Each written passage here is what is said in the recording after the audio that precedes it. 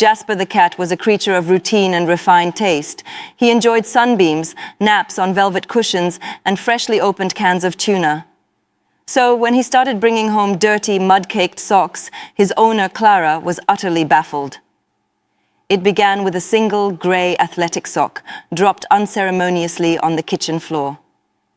Clara, a young graphic designer who worked from her quiet suburban home, assumed it was a strange trophy from a neighbor's laundry line.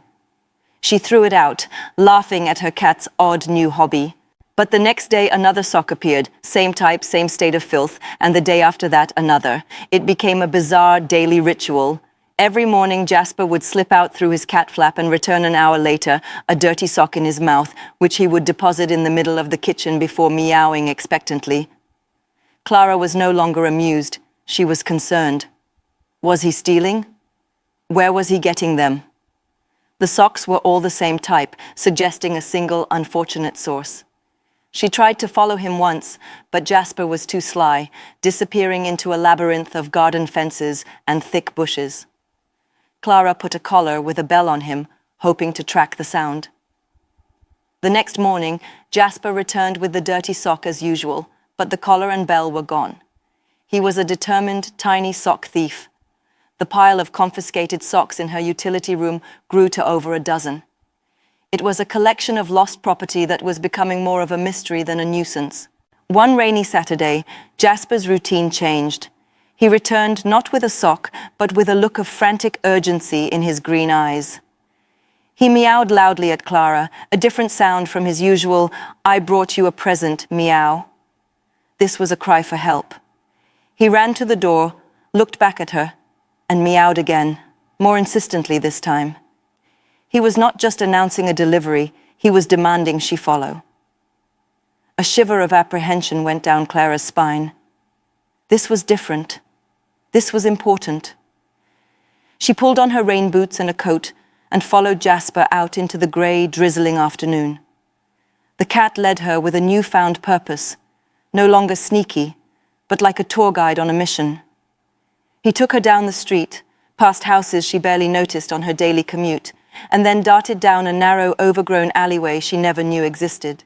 The alley ran behind a row of old, slightly neglected houses. Jasper led her to the back of one particular house, its paint peeling and its garden choked with weeds. He stopped at a small, grimy basement window, set low in the foundation. He pawed at the glass, meowing up at Clara, his message clear. "Here, look here." Clara knelt in the wet grass, peering through the dirty window. The basement was dark, filled with shadows and clutter. At first she saw nothing, but as her eyes adjusted, she made out a shape on the floor. It was a mattress, and on the mattress, a small figure was lying under a thin blanket. It was a little boy, no older than 10, pale and still. Beside the bed was a pile of single, mud-caked athletic socks. Clara's blood ran cold. She fumbled for her phone and dialed 911, her voice trembling as she explained what she was seeing. She told them about the cat, the socks, the boy. While she waited for the police and paramedics to arrive, she kept her vigil at the window, her heart breaking for the unknown child inside.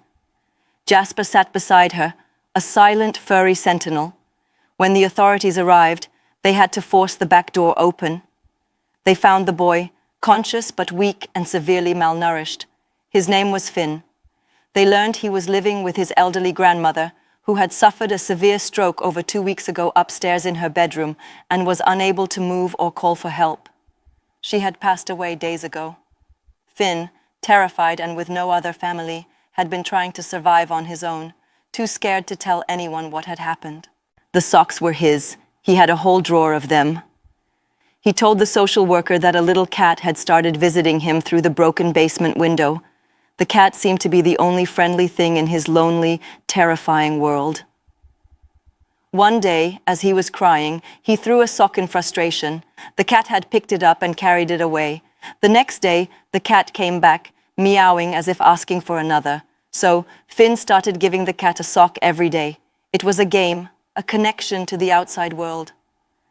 It was a silent plea for help he didn't even know he was making. He was sending out messages in a bottle, and his bottle was a dirty sock carried by a little cat named Jasper.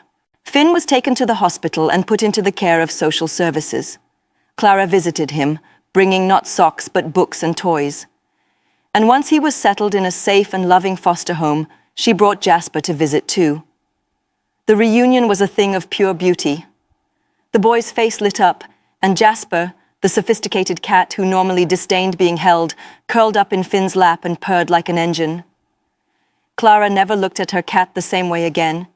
He wasn't just a pet. He was a hero in a fur coat, a messenger who saw a lonely boy's silent desperation and refused to let it go unnoticed. Sometimes, the smallest acts of kindness, even a game of fetching a dirty sock, can be a lifeline that pulls someone from the darkest of depths.